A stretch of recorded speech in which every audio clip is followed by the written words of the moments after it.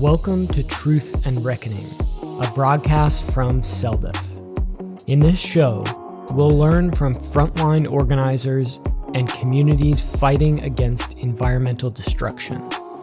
We'll explore different perspectives and innovative strategies for movement building, the potency and the potential of rights of nature, and effective action in defense of our communities. And we'll share inspiring stories of people working towards right relationship with the land and each other. I am your host, Max Wilbert.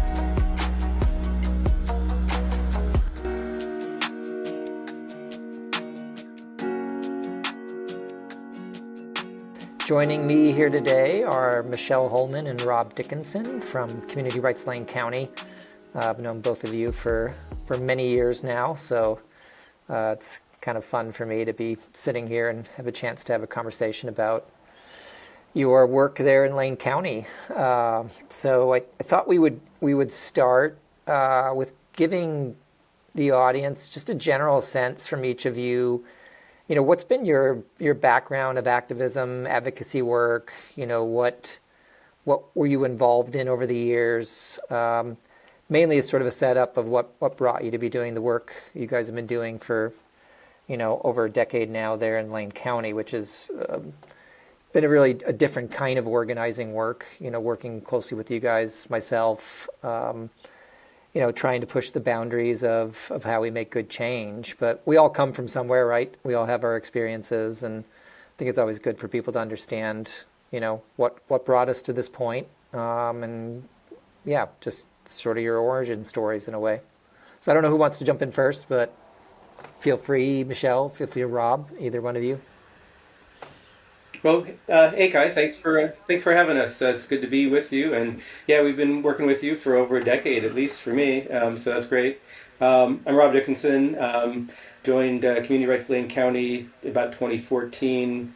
And before that, like most of us, was involved in assorted single-issue activism, civil liberties, environmental stuff, some labor stuff. And at some point, I guess I realized that was all good, but, we weren't really solving any of the, the structural issues. And then I spent a bunch of years working on electoral systems and the way we vote and the voting systems, with the idea that, well, maybe if we had better systems for voting and better electoral models, that we would make our democracy work better for us. And I still do believe that. And I worked on that for a long time and think that's really important. And in some ways that sort of was really a good lead-in towards what got me involved with community rights in Lane County, was just realizing that we're all like playing whack-a-mole all the time, trying to stop all these projects that are not going to be stopped. You might stop them temporarily, but if the profit motive is still there, that eventually the industry is going to come right back and try to do it again, and the community rights model seemed to be a good way of at least trying to address some of the systemic structural issues. And so that's kind of what brought me to where I am now, working with Michelle and our great team here in Community Rights Lane County. How about you, Michelle? This is you're brand new to activism, right? Brand new. I just woke up this morning and got the itch. I think I really got my training wheels at UO in the early 70s during Vietnam. And probably I should go back even further. My parents were counterculturalists in Medford, Oregon. So we were a very unique family in Medford. Being Jewish was like being from another planet. So we had, I feel like I grew up with open-minded people who saw injustice and kind of baked that into raising us kids. So then I left Medford. I went to Eugene to go to school. Vietnam was happening.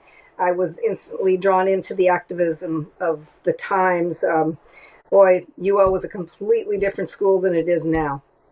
And there were a lot of kids like me who wanted to play a role. Then I left Eugene, moved out here to the country, and there was another kind of battle.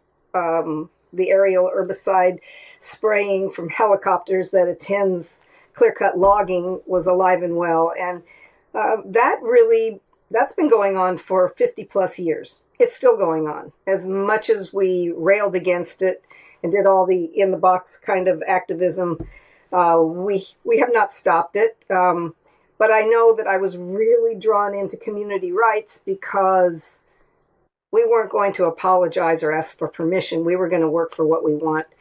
And it seems to me like, well, we haven't gotten that yet either. So our work is still cut out for us. There's no retirement until justice is won, and we can see where that's going. But we can also see we Are you can't telling give me up. there's no community rights 401k waiting for all of us at the end?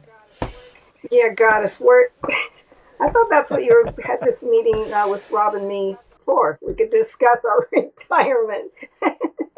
Yeah. Just for context, Rob, you live in Cottage Grove, south there of Eugene, so kind of along the I-5 corridor there. And Michelle, you're up in the coastal mountains there in Deadwood. So you're kind of in two different zones, really, of a fairly large county there in Oregon. If you guys, one of you were to describe like Lane County for listeners, how would you kind of give people sort of a visual sense of the county? Well, it goes from the coast into the foothills of the Cascades almost. So it's a big, big county with wide-ranging demographics. Eugene is the big city, but there's a lot of rural zones in Lane County. Where I am, we are an hour and a half from Eugene, an hour from Florence. The school is 45-minute bus ride for our kids. And then, Eugene is really where we do kind of base our work because that's where the vast electorate lives. And, we started Community Rights Lane County in 2012. It's a lifelong commitment. I thought I'd start us kind of like bigger, and then we'll get more specifically into Community Rights Lane County, as you mentioned, Michelle, and get into the current Protect the Watersheds of Lane County effort that you guys are backing here. So we'll get into the specifics on kind of both those things. But I'm curious, obviously two very conscientious people, tracking the issues around you, not just locally, but nationally and globally, and not being afraid to get involved. Michelle, to your point around just getting involved during the Vietnam era and calling out the injustices going on there. I mean, as you think about either that era or other eras, and you look at today, what kind of goes around in your heads or in your conversations about the world at large or locally or whatever it may be, things that either scare you or frustrate you, or maybe things that have you excited or feeling empowered, or I don't know, where do you two sit at the moment if someone were to do like a litmus test? Are you one way or the other, middle of the road? How would you describe your sort of state of awareness of the world around you? Strictly schizophrenic, I would say. So yeah, I mean, I think the worried, concerned is a big part, but then hopeful in some regards. But the worried, concerned is, I mean, you just see so many aspects of at least the environment under incredible threat. We live in an area with enormous resource extraction industries going on that are doing things that both harm the planet and then ultimately harm people. And then you see all kinds of threats to humans in terms of social justice and civil liberties and all that going on simultaneously. And with corporate power being what it is, and corporations and industries having so much more power than people and communities, that's sort of really that has been at the essence of community rights, which is where communities are basically sacrifice zones so that corporations can make maximum profits. And whether it's extracting timber or that's more of a Lane County, Douglas County kind of thing locally, but there's other things in the rest of the country going on that are equally bad and which have different harms to people. And just not seeing a whole lot of traditional activism or what you'd say traditional environmentalism actually having any kind of effect on stopping that or slowing it down or protecting people and communities. So that's really what drives community rights, I think, is a way to try to protect our health and safety and welfare, and having a model that we think can do that. Yep. Michelle, I'm going to leave it for you to give us something optimistic. Michelle, the optimist. Right. Well, actually, while you're worrying, Rob, I'm pissed off, and anger has actually been my friend because it fuels my activism. You know, the whole righteous indignation, or I think it's John Trudell who says, "Don't trust anybody who isn't angry." You know, there's a lot of reason to be angry, and anger itself, if you just sit in it, is destructive. But if it propels you to continue, I mean, then it's a blessing. So, yeah, I'm angry on the daily, and I'm disappointed in my fellow humans. I mean, I'm disappointed in myself for not being more, but you know, I'm in it to win it, and I think that as long as we don't give up, we have a fighting chance. You know, we know what's wrong. We know what it would look like we can envision a world where everybody gets what they need and the planet is not suffering. And as soon as we figure out how to connect the dots and get us there, then our work will be done. But, you know, I've often said there's job security in being an unpaid volunteer, railing against the system.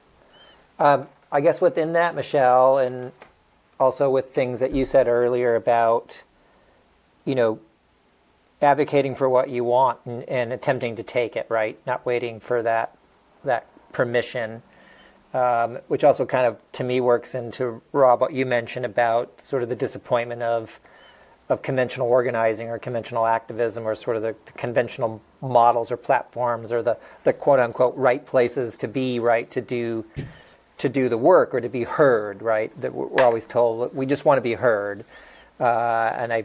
Taking from you, Michelle, like, no, like, we don't want to be heard. We want a different world, and you are shoving down our throats here.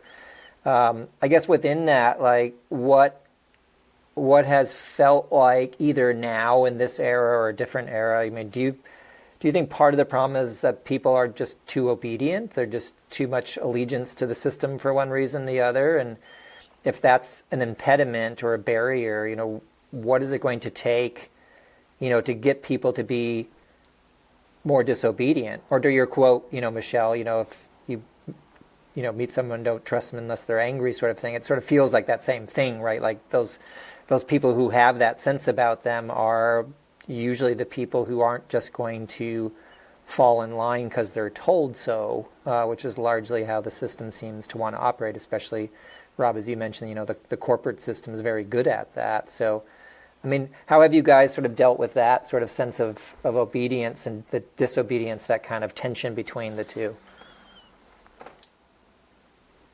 I'm going to say that not only are people unwilling to take risks in general, but I think people are still too comfortable, you know, and they find ways to justify, well, that's happening over there, but really me and my little world, I'm just going to take care of me. And I got enough, and I got internet, and I can watch all the entertainment I want on my computer, and I can still go to concerts, and I can still put gas in my car. And, you know, I think it's just that kind of complacency comes from privilege. And I know a lot of privileged people who are activists and have somehow switched over and said, nope, I got to play my role. I got to do something. I don't know what it is necessarily. And those folks are fodder for our work, you know. Well, you don't know what to do. Come on over here and help us figure out what to do. We know what Nirvana land looks like. We know what we need to push forward. We're looking really very strongly into how do we build more capacity as an organization, because we're still rebuilding from COVID, like a lot of groups. So our numbers are down, but there are people who get it. And I don't know if it was you, Kai, in 2012 when I first got involved, but some brilliant mind said, it's not going to take everyone. It takes enough. It takes enough people, but we don't have to get everyone on board. So we're trying to unseat people from their complacency and their comfort and their privilege.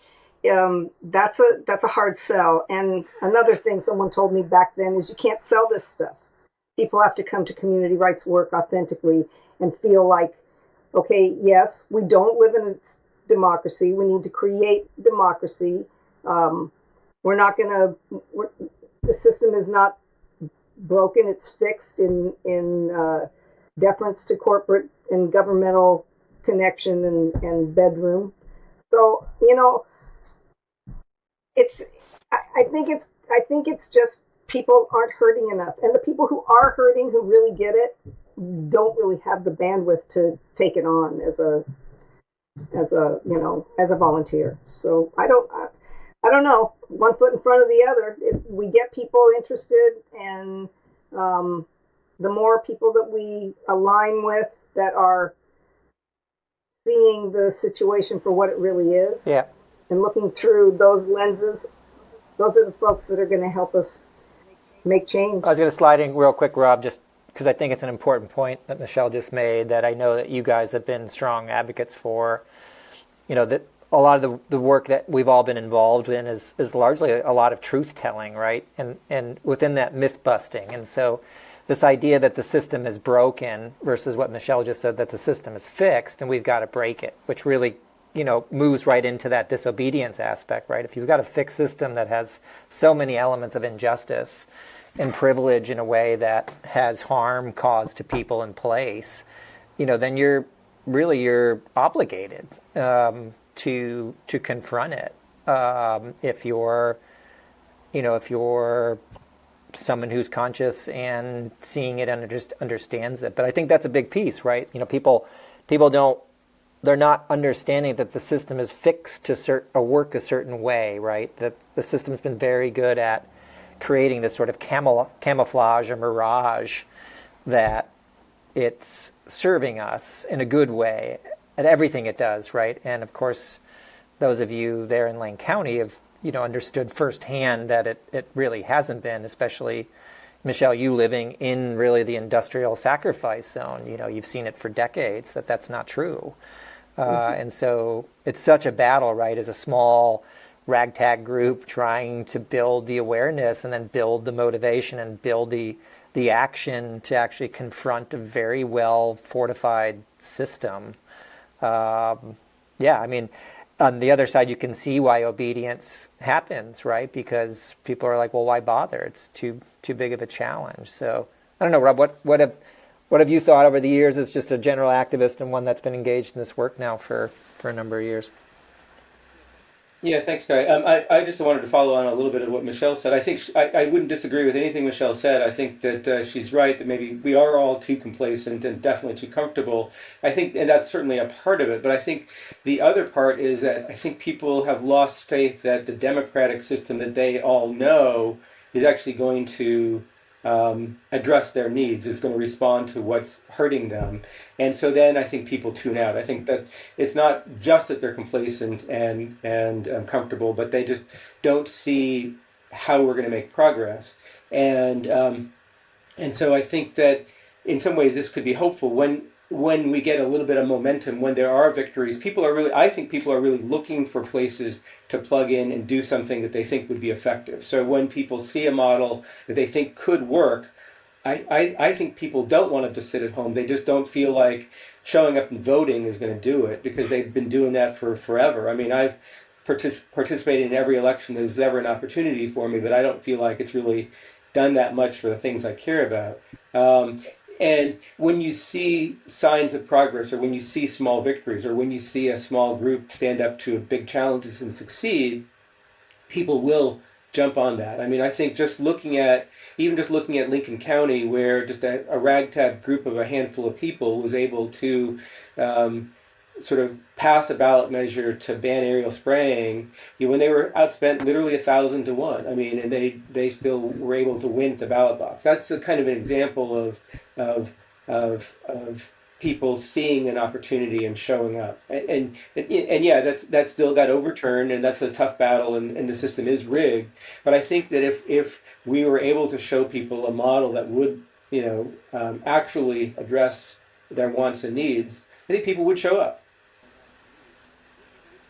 Yeah. I mean, that's you. I bet it's a good setup for what Michelle mentioned earlier. You and I, Michelle, met. I think it was in the fall of 2012, if I'm not wrong. So, we're creeping up on 13 years, and CELDF did a democracy school there, and you and others had attended, and then in short order, I think there was maybe 5 people initially who gathered to say, hey, what could we do differently here? That was a time when a lot of obviously the industrial forest violence had been going on for decades and still is, but it was also a time when there was a lot of mobilization around calling out and questioning and trying to stop the expansion of genetically modified seeds in that whole industry there. And so that was a lot of kind of the energy going at that time back in 2012.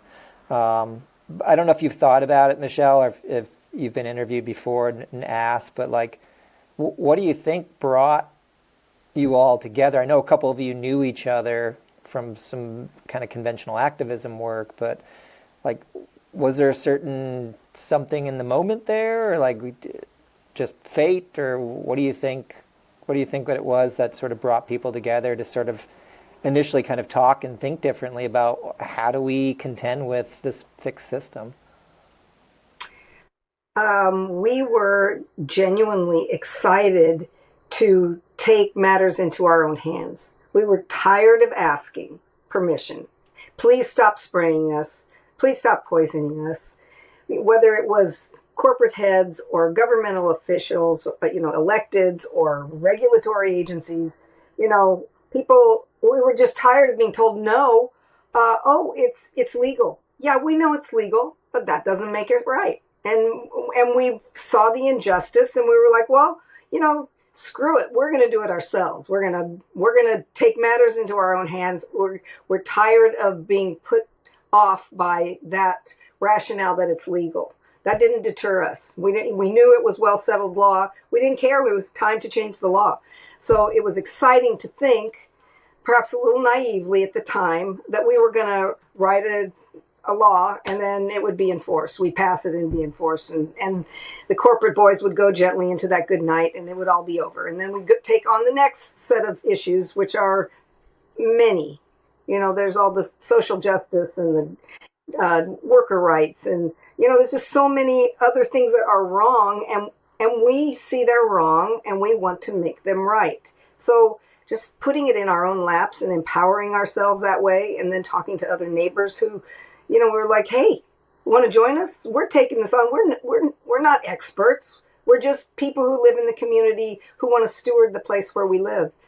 That brought us together, and it's kept us together. I mean, really, we have really not seen a whole lot of victory, except that we haven't given up because we know that we're fighting for what's right. Yeah. I mean, I think that confidence piece is huge. I mean, I try to talk about that often, and it's thin at the same time, right? Just be confident, it'll happen. But I think that is an important piece that's often missed, right? Because everyone's trying to devise the way or the tactic. But if you're not feeling motivated by it, if you're not angry, as Trudell said, which to me is part of it, is there's this confidence element that has to be there. And you guys have definitely, you've definitely showed that over the years, and it's been, it's been difficult. I mean, those 5 people came together. You started Community Rights Lane County. You worked on one initiative and the next and the next and the next. You've gotten hammered in the courts. You've been hammered by your elected officials. You've been hammered by the corporate industry. You've been hammered by your own fellow activists at times. Yep. It's been a lot of punches that you've taken over the last 13 years. And I think an amazing aspect of what needs to be understood by listeners is that, to your point, you're not stopping. I mean, in some ways, you've come to understand maybe after that kind of newness, that you got a new dose of why the system is the way it is, or maybe more than you maybe understood. And so much of that hasn't changed, right? It is what it still is. And that analysis, I think, still holds. And, it was about finding ways to sort of have that confidence to build up the possibility to then increase the probability that we could have the transformation that we need to have here. And just like any efforts that are going up against big systems, you try different things to kind of crack things open. And, I guess how have you guys kept your core group sort of going in those sort of face of what most people would say defeats? In fact, a lot of people would say, well, why are you doing this again? Or, just go home, or you tried, good job, well done, thank you, but, let the others have a chance, or whatever it is that they might be thinking. But, that hasn't been the case despite everything that's been thrown your way. Like, what has it been, or how have you been able to kind of not just keep things going, but in my observation, grow things and have the impact despite the initial or the motivating thing of getting these new laws passed, thwarting you to date? Well, I mean, one, if you look at any of the historic struggles over time, any of the civil rights struggles or suffrage, those didn't happen in a dozen years, right? If people had just given up after the first decade or little bit of trying, then where would we be? So, one, I guess, if it's worth fighting for, it's worth fighting hard for a long time. And really, what is the alternative? I mean, do we, if you give up, then things stay the same or get worse. And so what other choice do we have but to keep doing what we're doing? I have a friend who she's famous for saying, "Don't act like you don't know what you know." Like, we know what we know. We believe in that injustice needs to be challenged. That we can't just go back just because we've been slapped upside the head this time and that time. It doesn't change the fact that people suffer. The earth is suffering, and who's gonna speak for the folks who can't speak, or the river that can't speak? It's going to be people of conscience. It's people who know what we know. We're not seeing the changes. That doesn't change what we know has to change. I mean, we owe it to our kids and to our grandkids and their grandkids to just don't give up until we get what we want. And we're not Pollyannas. We know that many of us will go on to the next life and pass the baton on to others. But that is our job. I've heard people say, well, leave it to the kids. I'm done. Hey, you're not done. Did you get what you want? Has justice been served? No. We got to stay in. We got to walk hand in hand with the generations that are here now, willing to fight and challenge. In some ways, I think the heightened mania that is our U.S. system right now is a gift to us. I mean, as much suffering is going on, and apparently it takes a lot of suffering to unseat people. I don't know. But in some ways, I see active.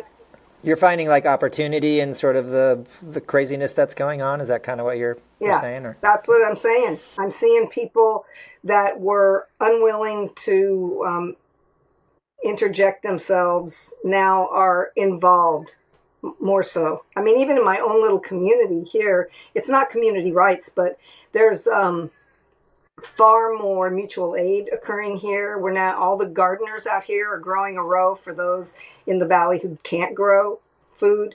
There's communication systems being set up that are not, they're not your mainstream communications. They're more, people kind of guerrilla communication, if you will.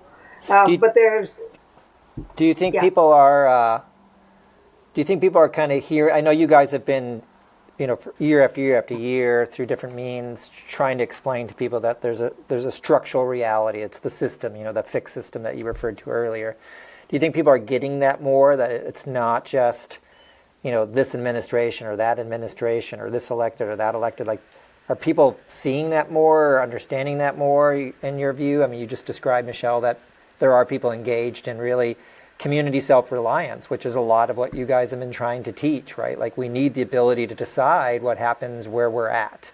And if you're not gonna provide that for us, we're going to take that, right? And if it manifests in the form of producing food or developing a new communication system, to me, that what I hear is that's a form of both resistance and resilience taking place simultaneously because the system has failed them.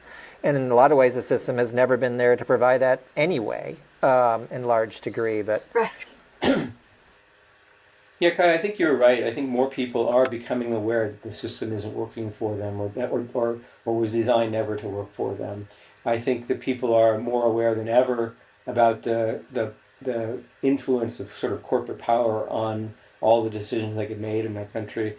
And I think as people lose confidence in sort of the bigger picture systems like the national things at the national or even state level, they're probably going to be more likely to focus in on their communities or think that they have some greater impact in at the smaller scale in their communities than they would in at the federal level, for example. I mean, that's you guys have done that over the years, right? So you had initiatives about changing the dynamic of what agriculture is supposed to be like in Lane County, right? Which was also about keeping out things that would harm it, like GMOs. You focused on another initiative on the aerial spray of pesticides, and that chemical warfare that's been ongoing for decades now in the timber industry. You had initiatives that spoke to this idea of local self-governance, that unless we have the ability to really act as a democracy, what do we have? We have a totalitarian type system that's dictating from the top down, that's just painted with a different lovely face on it or good marketing. But the reality is people are making decisions that are impacting us very often in a negative way, despite maybe good decisions happening from the top down that are positively impacting us. And so you had that initiative. Those made it a certain distance, but never really got in front of the people that it should have gotten in front of, which was the voters of Lane County. The corporations interfered, the government interfered, the courts interfered. But as you said, that hasn't stopped you. So you have this new initiatives about protecting your watersheds there in Lane County, and you have that under your kind of political arm here, the Protect Lane County Watersheds group that's been working very hard to gather those initiative signatures and get that question, that idea on the ballot again for the proper audience, which is the voters of the county. Give us a sense of, where did this come from? What is it? What's your aim? Like, what's the status? Anything you want to throw in there about what's happening with that effort currently would be great for the listeners to hear.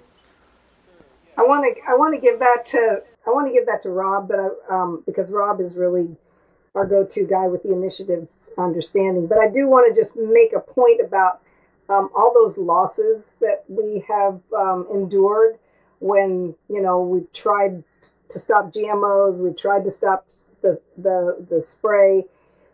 Those are just because we didn't win those battles doesn't mean we didn't win some modicum of education in our community, because every time we lost, it was another object lesson. You see, this system, we're playing by the rules, we're trying really hard, we're doing everything right, and the system won't let us in. I mean, we the people legislate through the initiative system in Oregon. Why can't we get this before the voters? Doesn't that piss you off? So I think that we use those situations to hammer home the point that the system is really a rough place to try to advocate for yourself. We're at it again, but we've learned some stuff in our time with those other two initiatives. Rob, tell them about what we're doing now. Sure, and let me just follow on what you were just saying about the failure of the system. I mean, if you think about, like, one of the issues we worked on a lot was aerial spraying. It should seem obvious that industry shouldn't be able to spray poisons from helicopters and make people sick. I mean, even in Eugene, people don't even realize that's happening, and when they learn that's happening, they're just almost can't even believe you, because it doesn't seem like that we should live in a country where that's possible, but we do. But then, you said it's been going on for 50 years, and you just wonder, well, why? I'm gonna let this train go by, because I don't think you want that.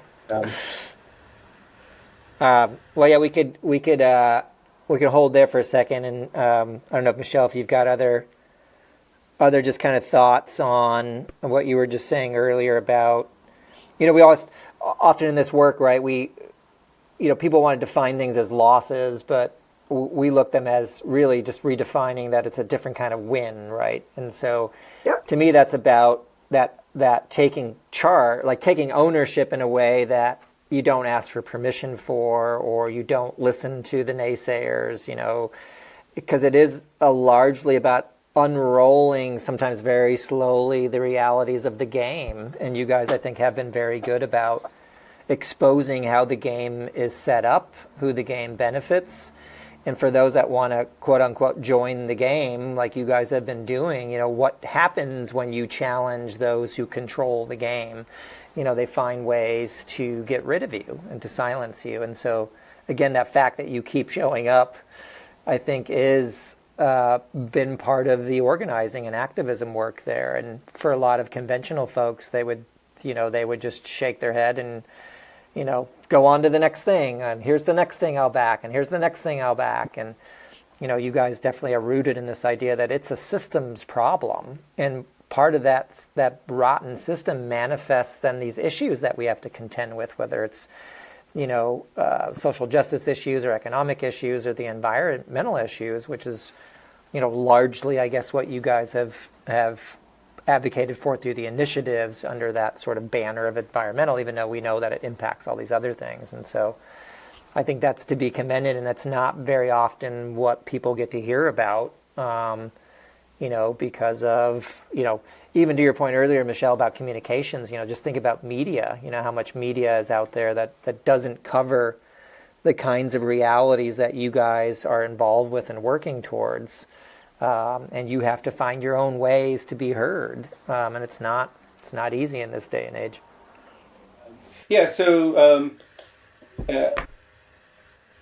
I can give you a little bit of an overview of our watershed initiative. Yeah, please.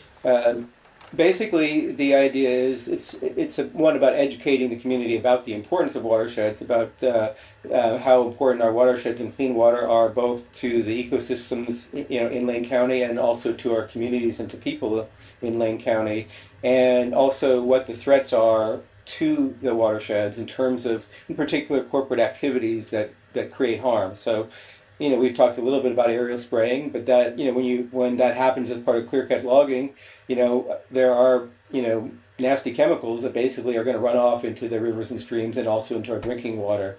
And it also, it's a rights of nature based initiative. So basically asserting that nature doesn't exist just for our human benefit or for the profits of industry, but it has rights to exist and flourish of its own. And I think that's an important sort of new concept that people really do appreciate. And it also, like all community rights legislation, it asserts the rights that we as residents and people have, and that we have a right to clean water, for example. And then it also, like any good measure, it basically sort of prohibits activities that are going to destroy those rights or to take them away. So like any kind of corporate activities that, say, pollute the watersheds or pollute our water, those are not allowed under our initiative.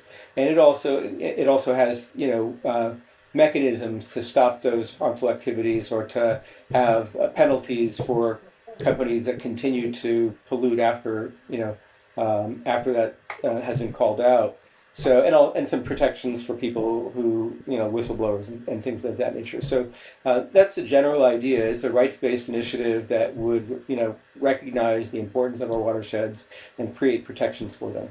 So it sounds like, you talked a lot, Rob, earlier just about sort of the corporate power, and the impacts that it has. I've always had this sort of relationship with the rights of nature that it's meant to kind of help us get into right relationship.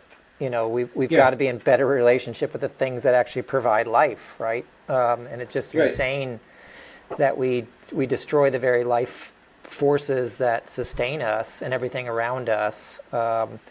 And so I like that you said it's about some activity, right? Because we need resources. We live from nature. We live in nature. We live with nature, and we live as nature. We are nature. So it is a world of insanity right now. And I think efforts like yours are about trying to bring insanity into an insane world. It's not Yeah. radical. It's common sense, And and we're living in a very, I think, I don't know if it was you that said it, Rob, but it's sort of a maniacal world right now, and so this is about bringing, levity and common sense and relationship and just symbiosis, right? I mean, Yeah. it's insane. What's insane to me is it's been left largely, to a group like yours to put these questions out there, and of course people were like, well, why aren't elected officials or why aren't this group sort of picking up on it? But that just shows the power of the existing system to kind of contain and control and manipulate those that you think would be the advocates. So yeah, it's still a fairly small Yeah. group that's trying to bring sanity into a very crazy world. Yeah. But I mean, the rights of nature is really interesting in that maybe a decade ago, we would have probably thought people would think it's just crazy to even, talk about that as a concept. But I think the world has changed a lot. And not only has the rights of nature probably in the last 15 years really sort of exploded in terms of global attention and global interest and activity, in various countries around the world and communities, in the United States as well, the Lake Erie Bill of Rights and, Ecuador, Bolivia, and India, New Zealand, all over the place, has that idea sort of really gotten out there. But I think we were talking about this earlier about people losing confidence in existing sort of environmental laws and environmental activism. And I think this idea of the rights of nature, people really see it as something new and something hopeful and something different. When you can light your tap water on fire, that's probably a sign you might want to try something new. That's a different So way to get hot drinks, right?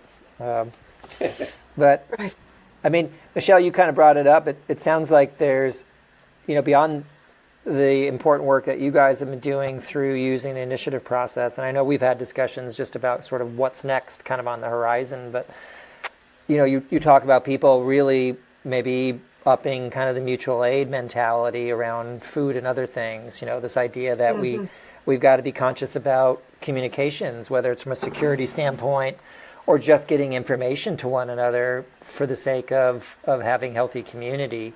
I mean, are you guys seeing either more of that just around you within Lane County, let's say, or are those things that your group, Community Rights Lane County, has also been sort of thinking about, like what's next? I mean, to your point, Michelle, like it's not over till it's over. We're unfortunately still far from it. And if our methods of getting people mobilized and our methods of drawing people attention to either issues or the system itself, if those methods like the initiative process have become so unwieldy, and to some level maybe edging on a point of not being the potential being kind of gone from where they were initially were, just through all the things that you guys gone through. Like, I guess, what are you seeing potentially happening either through your own organized intentional work or that's already happening around you that you find to be hopeful, let's say, in that realm of resistance and resilience? Yeah, I think that what I'm seeing that's positive is that there are people looking at their own little locations. There's some really cool stuff going on in Portland, in the big city. People buying houses and making sure that those houses get to people who need the house. That's mutual aid. But I think really foundational to all of this work is the acknowledgement, and people are starting to get it, that we have never lived in a true democracy where people get to make decisions about where they live and what's going to happen, what kind of corporate presence is going to be allowed to do whatever it is they feel like they can do, and they can because they do have the law behind them. I think the notion, the initiative system, while in its inception, was a great gift to the people that we really. I mean, we shouldn't have to be grateful for this gift. It's just this is how we do our thing. So many obstacles have been put in place since the people actually started using the initiative system. So I do see it being a more difficult route, especially to make the kind of changes we want. If you want to the initiative system still is the friend to the people that are not really pushing hard on the system. Yeah. If you want to push hard on the system, I've got my doubts. That's pretty funny, right? So here was, the populist move to sort of put in place methods of trying democracy, to your point, right? And then a lot of it just sort of sat there, right? And then people started to actually use it, and lo and behold, those in power were like, maybe this isn't such a good thing. And of course, what you face there in Oregon is happen in other states with the initiative process as well, whether it's at the local or state level, as people have put, again, what I would say very commonsensical ideas forward, but those commonsensical ideas have been a threat to the power dynamic as it currently stands. They've found ways to make it, more and more difficult to nearly impossible, to use those tools of democratic rights. But that's the way it goes, right? I mean, to your point, Rob, earlier where you talked about other movements, anytime people really mobilize to push and push hard and push diligently and with that confidence, there's repercussions. And sometimes the repercussions, of course, have been loss of life. And just other means of the system punishing you, whether it's new laws or blackballing you or, trying to ostracize you. I mean, that's just the lay of the land, right? And I think that's another thing for people to understand and maybe hear from you guys. It's like, yep, we're pushing the right buttons. I mean, if they're coming after us, I mean, I hope you guys take that as sort of a badge of honor in a way, more so than feeling defeated by it. No, absolutely. I would say that's 100% why our group is still together.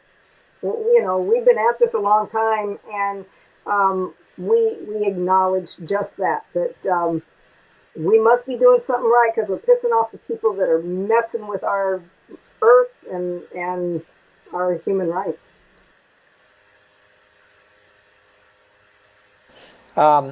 Anything else you guys want to bring in, either around the Protect Lane County Watersheds effort or aspects of Community Rights Lane County or other things that we just didn't cover in our conversation here that you want to say? Well, I guess, my concern and my inner dialogue is about taking greater risks to get what we know we need to feel like we're responsible, inhabitants of this planet. And our group has been pretty safe. We've been writing initiatives and trotting them out and being rule followers. We have to be to get it on the ballot, right? But I just wonder, we ask ourselves, what's it going to take? What's it going to take? I mean, we're so there. We're so past there, what it's going to take. It's not bad enough that you're not going to risk something else. And so I think the conversations that we're having are more along those lines of like, well, why not us? Why wouldn't we be the ones to take the risks? We don't act like you don't know what you know. So those are the conversations we're having now. We are seeing this initiative process to its logical conclusion or illogical conclusion. We will likely be on the ballot in May of 2026. We're planning a really kickoff campaign party with a really fun band in Eugene, Soul Vibrator, and we finally just got the date and the venue, and it's going to be really fun. We have so much support from the band and from the host of the space. So that's November 15th. We're going to have a big party and thank the community for support and give them something else to do. So, we're just going to continue. We just lost our Rob. No, he was having some. Yeah, he was having some issues. But along with this struggle, our group is so much fun, and we keep humor at the forefront. We laugh together all the time while we're doing this intense, ridiculous climb up this tall peak of a mountain. Yeah. Called trying to create democracy. But, we want people to join us. Yeah. No, I think there's two things there that I think are really important. I'm glad you you were willing to share. Just the last point around, the power of humor. You got to have that levity, and you got to laugh. You got to, otherwise, the pressure, the stress of it all will just crush you. And I also appreciate just kind of your own inner dialogue, but also your group sort of inner dialogue about how far am I willing to go. And I think that's an important thing for people to hear, right? Because it is wherever you're at, right? Lane County, you're in Texas, you're in Maine somewhere, you're in a community in in southern Arizona. I mean, there is definitely pressures. There's definitely something happening in your neighborhood, in your community. And so then it's, what am I going to do? And of course it's the normal, like, who do I go? Who do I talk to? And it's the same things that you guys went through as well, like to understand that, well, in the end, there's really nobody but us. And so then the question is, how far? And then within that, of course, the intention that goes with that, the training that should go with that, the organizing, the strategic thinking. So there's more, but there's that kind of threshold to cross to say, this is necessary and this needs to happen now. And I think that's a thing that a lot of people are thinking about. And I think hearing just the fact that you guys have been at it for as long as you have, to have that same kind of questioning, I think it's important. I think it's another thing that I hope builds confidence with when people listen to this episode. Yeah, I got disconnected for a minute, but and so I'm not sure exactly what I missed, but I know you were looking for some closing thoughts, and so a couple of things. One is I'm sure there will be people in Lane County that'll hear this, and hopefully they will realize that even just we're a small group, and even just a couple of additional volunteers, supporters, people working with us actually would make a big difference to our effort. And then, there's going to be a lot of people who are going to listen to this who aren't in our area, but who may not have a community rights ballot measure going on there, or may not have any kind of activism like what we're doing in their community. But, we could sure use any kind of help. We're basically going to be entering a campaign season against at least the most powerful industries in Oregon with relatively, basically a treasury of almost nothing, and they would be willing to, a couple $1 million were spent in teeny tiny Lincoln County, and Lane County, the industry would spend, unlimited funds to defeat us. So if anybody wants to help us out, there's lots of ways of doing that, and one of them, unfortunately, is just, clicking the donate button and sending something our way, because we could use people, we could use dollars, we could use all kinds of help. Yep. I like viewers or listeners won't be able to see this, but behind you, Rob, there's a box that says "This box contains magic." So I think that's maybe some magic. Maybe some magic will help as well. But yeah, so protect Lane County, LaneCountyWatersheds.org, and then Community Rights LaneCounty.org are two places, obviously, where people can go to and get more information, get connected. But yeah, no, it's been a while since we've seen each other in person, but really appreciate you guys. You're not just guests on this program. You're obviously friends and comrades for a long time here. So I've been talking with Rob Dickinson and Michelle Holman from Community Rights Lane County and Protect Lane County Watersheds.org effort. So thank you guys, and I just amazed by your diligence and dedication. I mean, it's pretty awe-inspiring. Thanks, guys. Been fun hanging out, and Thanks, Rob. you've been there with us all along the way. So thanks for that.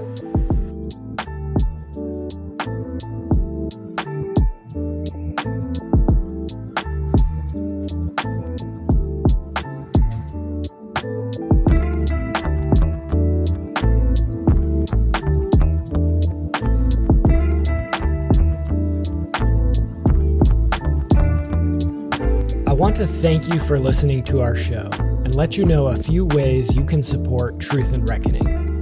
First, share this broadcast with your friends and family. Leave a positive review via your podcast app. Visit the Truth and Reckoning YouTube channel and leave a thumbs up and a comment. The full scope of the work of CELDF, including this show, comes with a financial cost. So if you're able to make a donation, go to CELDF.org. That's CELDF.org. But most importantly, our goal for this show is to empower you to take action. So the best way you can show your support is to get involved with your community and protecting the place where you live. Thank you very much.